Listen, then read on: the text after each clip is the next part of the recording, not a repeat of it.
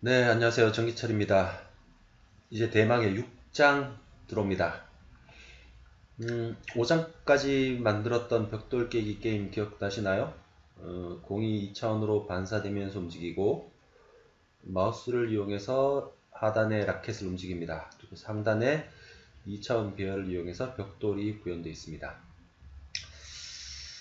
오늘부터는 6장이고요. 벽돌 깨기 게임에서 몇 가지 게임을 업그레이드해 나가면서 시연의 남은 문법을 살펴보도록 하겠습니다. 음, 먼저 화면에 보시는 게 보통의 벽돌 깨기 게임이죠.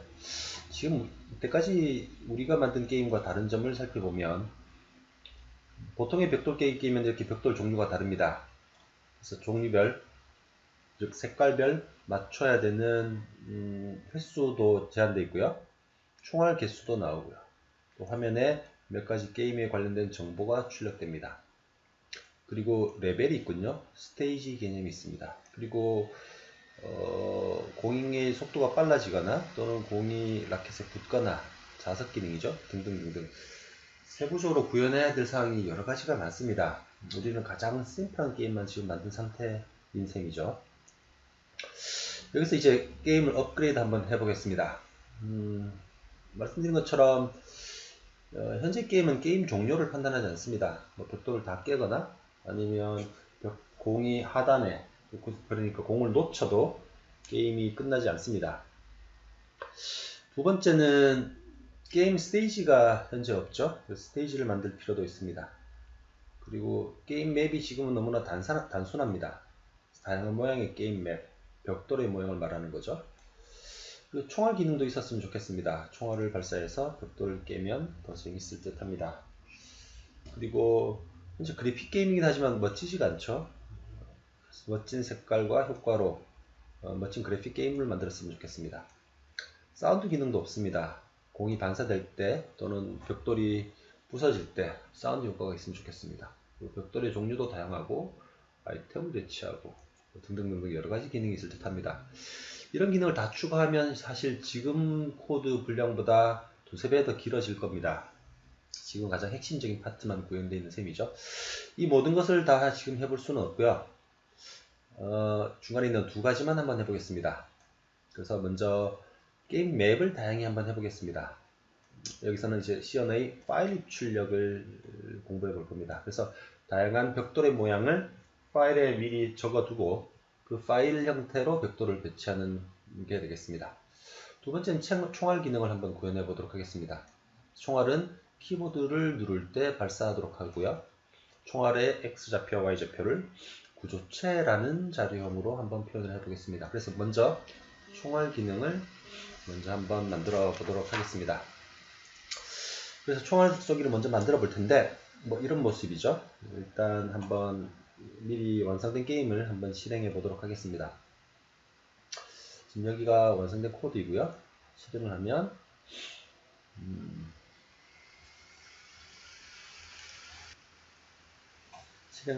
이렇게 게임이 실행되고요. 마우스를 움직이고 키를 눌러서 총알이 발사되는 모습을 볼 수 있습니다. 네, 이와 같은 게임을 한번 만들어 볼 텐데요. 그 전에 먼저 구조체를 공부할 필요가 있습니다. 구조체는 이제 structure, 구조를 의미하는 단어에서 struct 부분만 뗀 키워드입니다. 지금 화면에 보시는 코드는 교재 430쪽입니다. 구조체라는 것을 쓰지 않은 코드입니다. 보시면 2차원 평면상의 XY 좌표를 나타내기 위해서 X1, Y1 첫 번째 점이고요. X2, Y2 두 번째 점이라고 보시면 각각의 점을 X좌표와 Y좌표를 따로 관리를 해야 됩니다. 그리고 두 좌표가 동일한지를 체크하는 함수가 있다고 할 때도 X1, Y1, X2, Y2를 다 넘겨주죠. 그래서 same coordinate라는 함수를 보면 좌표값 X1, Y1, X2, Y2를 받아서 각각이 같은지 여부를 따지게 됩니다. 이렇게 코딩을 하셔도 됩니다. 그런데 3차원이 되면 개수가 더 많아지겠죠. 파라미터 개수가 아주 많아질 겁니다. 이런 경우에 구조체라는 걸 쓰면 좀 더 깔끔한 코드 모양을 유지할 수 있습니다. 먼저 구조체의 정의를 한번 살펴보면 구조체는 사용자가 정의하는 데이터 타입인데 여러 다양한 종류의 데이터 아이템을 합칠 수 있는 겁니다. 배열하고는 다르죠. 배열은 동일한 타입을 여러 개 가지는 게 배열입니다. 근데 structure는 여러 다양한 타입을 결합하는, 합치는 자료형입니다. 자료형. 이 말씀을 한번 보죠. 그래서 지금 현재 구조체형 선언이라는 게 있을 수 있고 구조체 변수 선언이라는 게 있을 수 있습니다. 다시 말씀드리지만 구조체는 자료형입니다. 그래서 사용자가 자료형을 만든다는 의미에서 user defined data structure, 데이터 타입이라고 할 수 있겠죠. 예를 들면 이런 겁니다. 이런 코드는 포인트라는 자료형을 선언하는 겁니다. 자료형의 선언입니다. 그래서 포인트라는 자료형은 int x, int y 두 가지 자료형을 가지는 자료형이라는 겁니다. 자료형의 선언이고요. 이렇게 자료형이 선언되면 struct point라고 해서 해당하는 자료형으로 변수를 선언할 수 있습니다. 이때 꼭 struct가 꼭 가야 됩니다. 그래서 p1과 p2는 변수이고 이 포인트라는 것은 자료형이 됩니다. 여기 있는 코드는 자료형을 선언하고 그 자료형으로 변수를 따로 선언한 거고요.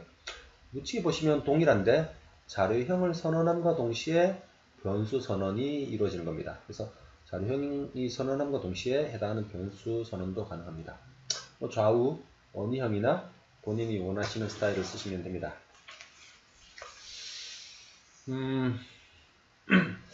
그러면 구조체라는 것은 다양한 자료형을 포함하는 컴바인하는 건데요.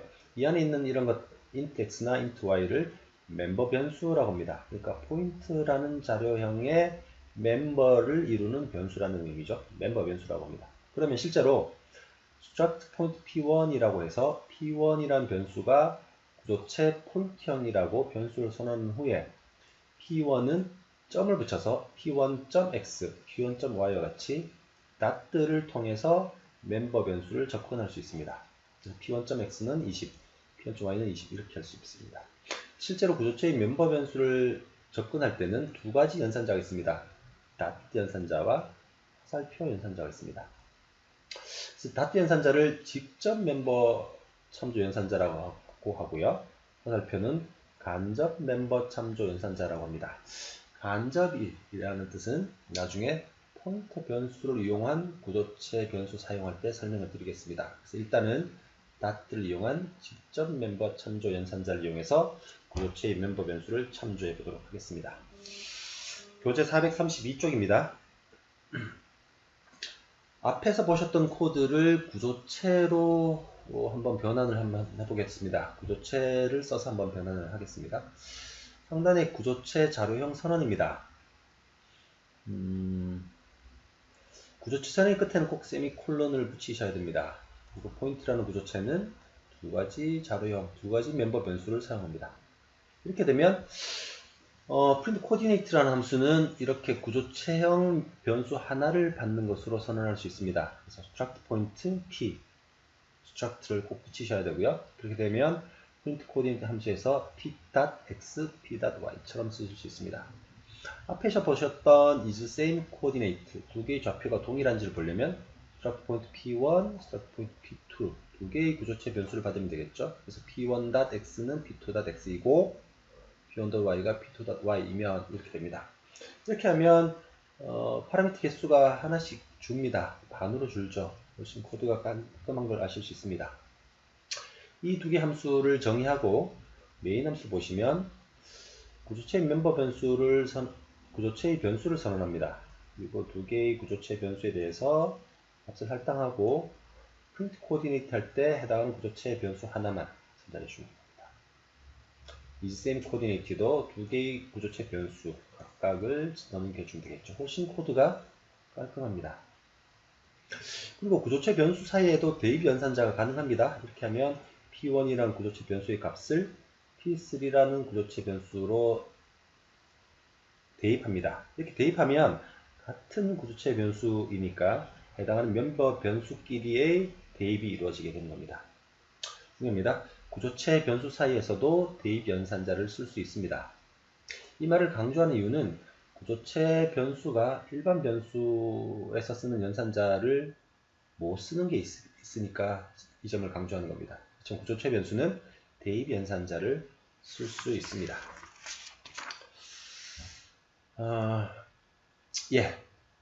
그래서 구조체를 쓰는 장점은 여러 개의 변수들을 하나의 변수로 묶을 수 있어서 편리합니다. 몇 가지 주의사항이 있는데요. 구조체의 자신의 멤버 변수로 구조체 자신의 변수는 쓸 수 없습니다. 앞에 보셨던 struct 포인트 타입에 또 포인트가 들어갈 수는 없습니다. 그럼 계속 재기적으로 들어가는 셈이 되죠. 그리고 구조체 선언을 할 때 멤버 변수를 초기화할 수가 없습니다. 구조체 선언은 새로운 자료형을 선언하는 것이지 변수를 선언하는 것이 아니기 때문입니다. 근데 C++에서는 구조체가 있습니다. 근데 C++에서는 초기화가 가능합니다. 그래서 랭귀지마다 좀 다르다는 말씀을 드립니다. 교재 434쪽 보겠습니다. 그러면 구조체가 새로운 자료형이라면 구조체 변수와 일반 변수가 동일할까? 사용법이 그렇지 않습니다. 같은 점도 있고 다른 점도 있습니다. 같은 점을 먼저 보시면 구조체 변수는 일반 변수와 대부분 동일한 방법으로 사용할 수 있습니다. 모두가 아니고요. 대부분입니다. 함수의 파라미터로 전달할 수도 있고요. 반환받을 수도 있고요. 대입 연산자도 사용 가능합니다. 또한 구조체의 배열도 쓸 수 있습니다. 구조체 배열은 아주 많이 쓰는 기법입니다. 그래서 예를 보시면 포인트 구조체를 하나 선언하고 다시 강조하지만 세미콜론을 꼭 있어야 됩니다. 그리고 구조체 배열 변수를 선언하면 이렇게 사용할 수 있습니다. 여기까지는 같은 점입니다. 또한 구조체의 포인터 변수도 쓸 수 있습니다. 이건 향후의 슬라이드에서 강조를 할 텐데요. 여기서 픽셀이라는 변수는 구조체 변수입니다. 근데 P라는 포인터는 구조체 포인터 변수입니다. 그래서 그 구조체를 가리키는 포인터 변수죠. 이렇게 하면 위에는 픽셀에 주소값을 넘겨주면 P라는 구조체 포인터 변수는 픽셀을 가리키는 포인터 변수입니다. 이때 간접 참조 멤버 지시자를 씁니다. 이렇게 읽으시면 됩니다. 구조체 P가 가리키는 X 이렇게 쓰시면 됩니다. 또는 이렇게 쓸 수도 있습니다. 이 두 가지는 동일한 표현입니다. 위에는 별표를 써서 별표 참조 지시사를 써서 괄호가 있어야 되겠죠. P가 가리키는 것의 X라는 뜻입니다. 그래서 윗줄과 아랫줄은 동일한 의미다. 즉 구조체 포인터 변수에서 간접 멤버 참조 지시자인 화살표를 쓴다 라는 점. 그리고 구조체 멤버 변수로 다른 구조체 변수를 쓸 수 있습니다. 자신의 구조체 변수는 쓸 수 없지만 다른 구조체 변수는 쓸 수 있습니다. 예를 들면 포인트 구조체고요. 서클 구조체입니다. 원은 중심점과 반지름으로 정의할 수 있겠죠. 그래서 원의 중심점을 포인트 구조체 타입으로 변수를 선언하면 되죠. 그래서 서클이라는 구조체 안에 포인터라는 구조체의 멤버 변수를 가지고 있습니다. 이런 경우에는 초기화가 특이합니다. 초기화를 할 때 중괄호를 이용해서 초기화를 할 수 있는데 요 중괄호, 이중 중괄호 있는 것은 포인터 센터 변수입니다. 자세한 내용은 434쪽의 설명을 각자 참조를 하시기 바랍니다. 다른 점이 있습니다. 굉장히 중요한 부분입니다. 포인트 타입으로 P1을 선언하고 초기화까지 했습니다. P2도 선언하고 초기화까지 했어요. 그런데 이렇게 비교 연산자를 쓸 수 없습니다. 안 됩니다. 구조체끼리는 비교 연산자를 쓸 수 없습니다. 그리고 구조체끼리는 사칙 연산도 쓸 수 없습니다. 대입 연산자만 쓸 수 있다는 점 명심하시기 바랍니다. 436쪽입니다. 구조체 변수를 함수의 파라미터로 넘겨줄 수 있다고 했죠. 동일하게 call by value 또는 call by address로 넘겨줄 수 있습니다. 그래서 먼저 콜 바이 밸류를 한번 보도록 하겠습니다. 436쪽입니다. 콜 바이 밸류는 앞에서 했던 내용입니다. 그래서 이렇게 콜 바이 밸류로 파라미터를 넘겨줄 수 있고요. 또한 함수의 반환 값도 구조체 타입으로 선언할 수 있습니다. 그래서 move coordinate 이라는 함수는 구조체 변수를 파라미터 받아서 거기다가 10씩 멤버 변수의 값을 더한 후에 그 값을 리턴합니다. 그래서 구조체도 반환형을 쓸 수 있다는 겁니다. 그래서 move coordinate 함수의 사용 예를 보면 P1의 함수 구조체 변수를 옮겨서 P2의 함수의 리턴 값을 대입하는 이와 같은 방식으로 쓸 수도 있습니다. 이제 마지막 슬라이드입니다. call by address 또는 뭐 call by reference라고 하죠. 함수의 구조체는 보통 call by address로 많이 씁니다. 그 이유는 나중에 설명을 드릴 텐데요. student라는 이름의 구조체 변수 구조체 자료형 선언입니다. 학생이라는 구조체는 id와 이름과 학년이 있습니다. 그래서 print student call by value 학생의 정보를 출력하는 함수를 call by value와 call by reference 각각 만들어 보겠습니다. 그래서 보시면 call by value로 넘겨주는 것은 이렇게 파라미터 선언하면 되죠. 그러면 s.id, s.name, s.grade 이렇게 쓸 수 있습니다. 구조체의 포인터로 받을 수도 있습니다. call by address죠. 그러면 간접 참조 연산자인 간접 참조 멤버 연산자인 화살표를 쓰면 됩니다. 그래서 보시면 미라는 이름의 구조체 변수를 쓰죠. 중괄호에 의해서 멤버 변수 값을 각각 하시면 됩니다. int 값이고요. 캐릭터 배열 int 값입니다. 구조체의 변수의 초기화 방법을 잘 눈여겨보십시오. 그런데 who는 구조체 포인터 변수입니다. 그래서 who에다가 미의 주소를 입력하면 who가 미를 가리키게 되겠죠. 이렇게 되면 who의 id, who가 가리키는 것의 name, who가 가리키는 것의 grade 이런 방식으로 쓸 수 있습니다. 똑같이 call by value로 할 때는 구조체 변수를 그냥 넘겨주면 되고요. call by reference 함수로 파라미터 전달할 때는 그 구조체 변수의 주소 값을 넘겨주면 됩니다. 사실 이 부분이 상당히 복잡하고 어려운 부분입니다. 제가 동영상 강좌에서는 요점만 설명하고 넘어가지만 여러분들 각자 교재를 꼼꼼히 보시면서 직접 코딩을 해보셨으면 좋겠습니다. call by address를 왜 쓸까요? call by address로 파라미터를 전달해주는 장점은 속도와 메모리입니다. 실제로 call by value는 각각의 값을 스택이라는 메모리에 카피를 해야 됩니다. 그래서 구조체처럼 멤버 변수의 양이 많아지면 개수가 많아지면 파라미터를 call by value로 전송하는데 실제로 시간이 걸릴 수 있습니다. 또한 그만큼 스택의 메모리도 많이 차지하고요. 근데 call by address는 각각 변수의 주소만 넘겨주면 됩니다. 그래서 훨씬 빠르고 메모리도 절약되는 장점이 있습니다. 그렇지만 단점은 안전성에 문제가 있을 수 있죠. call이 호출된 함수가 구조체를 call by address 받으면 값을 변경시킬 수 있습니다. 그럴 때 쓰는 대안이 있죠. const입니다. 똑같이 구조체 멤버 변수도 const로 쓰실 수 있습니다. 설명은 438쪽에 있습니다. 각자 한번 보시길 바랍니다. 오늘 강의는 여기서 마칩니다. 다음 강의에서는 구조체와 관련된 이야기를 조금 더 하고 실제로 이 구조체를 이용해서 총알을 만들어 보도록 하겠습니다. 왜냐하면 총알도 XY 좌표가 있으니까요. 그걸 구조체를 선언하고 구조체의 배열을 통해서 총알 기능을 만들어 보도록 하겠습니다. 네, 오늘도 수고 많으셨습니다. 다음 강의에서 뵙겠습니다.